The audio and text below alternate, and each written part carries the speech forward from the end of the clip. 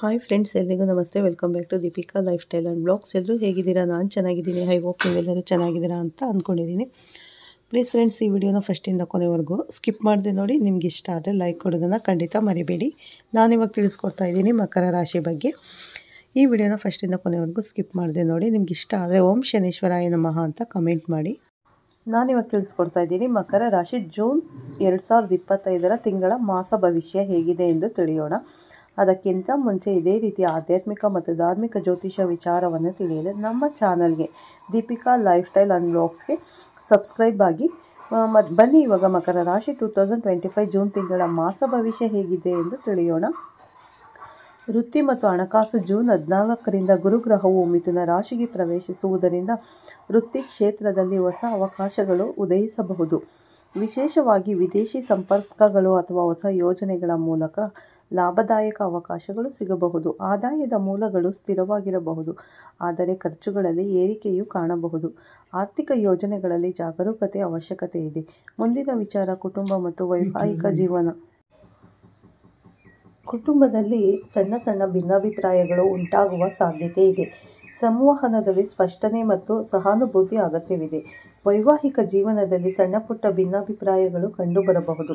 ಈ ರೀತಿಯಾದಂತಹ ಸಣ್ಣ ಪುಟ್ಟ ಭಿನ್ನಾಭಿಪ್ರಾಯಗಳಿಂದ ದೊಡ್ಡ ದೊಡ್ಡ ಅಪಘಾತಗಳಿಗೆ ಕಾರಣವಾಗಬಹುದು. ಈ ತಿಂಗಳಲ್ಲಿ ಸ್ವಲ್ಪ ಮಟ್ಟಿಗೆ ಕುಟುಂಬ ಮತ್ತು ವೈವಾಹಿಕ ಜೀವನದಲ್ಲಿ ಎಚ್ಚರಿಕೆಯಿಂದ ತಾಳ್ಮೆಯಿಂದ ವರ್ತಿಸಿ. ಈ ರೀತಿಯಾದಂತಹ ಕುಟುಂಬ ಸಮಸ್ಯೆ ಏನಾದರೂ ತಾಳ್ಮೆಯಿಂದ ವರ್ತಿಸಿ ಅಂತಲೇ ಹೇಳ್ಬೋದು. ಮತ್ತು ಮುಂದಿನ ವಿಚಾರ ಪ್ರೀತಿ ಮತ್ತು ಸಂಬಂಧಗಳು. ಪ್ರೀತಿಯ ಸಂಬಂಧಗಳಲ್ಲಿ ಭರವಸೆ ಮತ್ತು ನಂಬಿಕೆ ಮುಖ್ಯವಾಗಿರುತ್ತದೆ. ಸಂಸಾರದ ಮೂಲಕ ಸಮಸ್ಯೆಗಳನ್ನು ಪರಿಹರಿಸಲು ಪ್ರಯತ್ನಿಸಿ. ಅಂದರೆ ನಿಧಾನವಾಗಿ ತಾಳ್ಮೆಯಿಂದ ಅದನ್ನು ಪರಿಹರಿಸಲು ಪ್ರಯತ್ನಿಸಿ. ಜೂನ್ ತಿಂಗಳಲ್ಲಿ ಸ್ವಲ್ಪ ಮಟ್ಟಿಗೆ ಆರೋಗ್ಯದ ಮೇಲೆ ಗಮನ ಹರಿಸುವುದು ಒಳ್ಳೆಯದು. ಏಕೆಂದರೆ ಈ ತಿಂಗಳಲ್ಲಿ ಸ್ವಲ್ಪ ನೆಗಡಿ, ಕೆಮ್ಮು, ಹಾಗೆ ತಲೆನೋವು, ಮೈಕೈ ನೋವು ಈ ರೀತಿಯಾದಂಥ ಸಣ್ಣ ಪುಟ್ಟ ಆರೋಗ್ಯ ಸಮಸ್ಯೆಗಳು ಕಾಣಬಹುದು. ಈ ರೀತಿಯಾದಂಥ ಆರೋಗ್ಯ ಸಮಸ್ಯೆಯಿಂದ ಪಾರಾಗಲು ದಿನನಿತ್ಯ ಯೋಗ, ವ್ಯಾಯಾಮದ ಅಭ್ಯಾಸವನ್ನು ಮಾಡಿಕೊಳ್ಳಿ. ಹಾಗೆಯೇ ಒಳ್ಳೆಯ ಆಹಾರವನ್ನು ಸೇವಿಸಿ. ಹೆಚ್ಚಿನದಾಗಿ ನೀರನ್ನು ಕುಡಿಯಿರಿ. ಮುಂದಿನ ವಿಚಾರ ಶಿಕ್ಷಣ ಮತ್ತು ವಿದ್ಯಾರ್ಥಿಗಳಿಗೆ ಈ ತಿಂಗಳು ಸಾಧಾರಣವಾಗಿರಬಹುದು. ಪರೀಕ್ಷೆಗಳಲ್ಲಿ ಯಶಸ್ಸು ಸಾಧಿಸಲು ಕಠಿಣ ಪರಿಶ್ರಮ ಅಗತ್ಯವಿದೆ. ಸ್ಪರ್ಧಾತ್ಮಕ ಪರೀಕ್ಷೆಗಳಿಗೆ ತಯಾರಿ ನಡೆಸುವವರು ಗಮನ ಮತ್ತು ಏಕಾಗ್ರತೆಯಿಂದ ಓದಿಕೊಂಡರೆ ಉತ್ತಮ ಫಲಿತಾಂಶಗಳನ್ನು ಪಡೆಯಬಹುದು.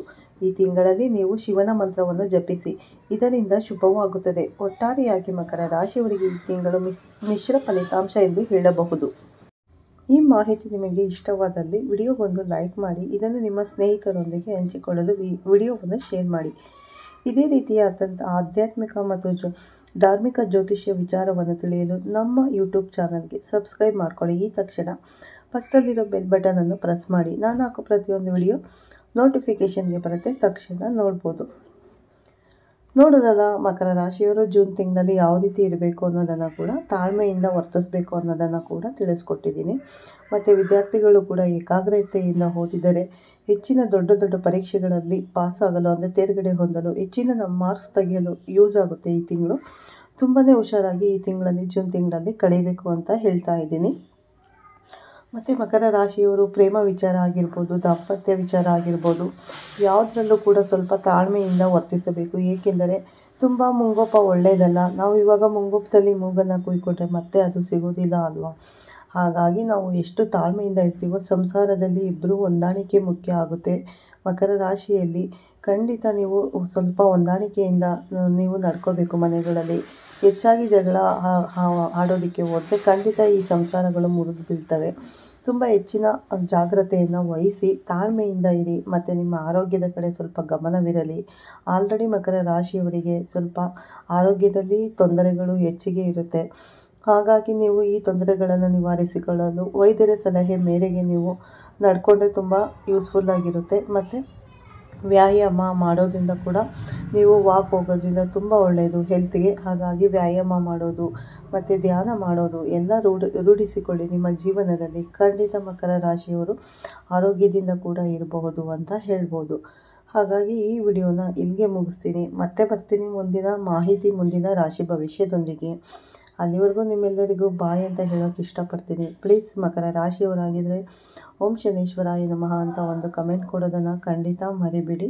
ಪ್ರತಿದಿನ ರಾಶಿ ಭವಿಷ್ಯ ಮತ್ತು ಗೌರ್ಮೆಂಟ್ ಅಪ್ಡೇಟ್ಗಾಗಿ ನನ್ನ ಚಾನಲ್ಗೆ ಸಬ್ಸ್ಕ್ರೈಬ್ ಆಗೋದನ್ನು ಕೂಡ ಖಂಡಿತ ಮರಿಬೇಡಿ. ಪ್ರತಿದಿನ ಹೊಸ ಹೊಸ ವಿಷಯದ ಬಗ್ಗೆ ನಿಮ್ಮ ಜೊತೆ ಶೇರ್ ಮಾಡ್ತಾ ಇರ್ತೀನಿ. ಮತ್ತೆ ಸಿಗೋಣ ಉತ್ತಮ ಮಾಹಿತಿಯೊಂದಿಗೆ. ಈ ವಿಡಿಯೋ ಇಷ್ಟ ಆದರೆ ಮಕರ ರಾಶಿಯವರು ಫ್ರೆಂಡ್ಸ್ ಮತ್ತು ರಿಲೇಟಿವ್ಸ್ಗೆ ಶೇರ್ ಮಾಡೋದನ್ನು ಹೆಚ್ಚು ಶೇರ್ ಮಾಡೋದನ್ನು ಖಂಡಿತ ಮರಿಬೇಡಿ. ಈ ದೀಪಿಕಾ ಲೈಫ್ ಸ್ಟೈಲ್ ಬ್ಲಾಗ್ಗೆ ಕನೆಕ್ಟ್ ಆಗೋದನ್ನು ಕೂಡ ಖಂಡಿತ ಮರಿಬೇಡಿ. ಮತ್ತೆ ಸಿಗೋಣ ಉತ್ತಮ ಮಾಹಿತಿ ರಾಶಿ ಭವಿಷ್ಯದೊಂದಿಗೆ. ಅಲ್ಲಿವರೆಗೂ bye, take care. Okay, bye all friends.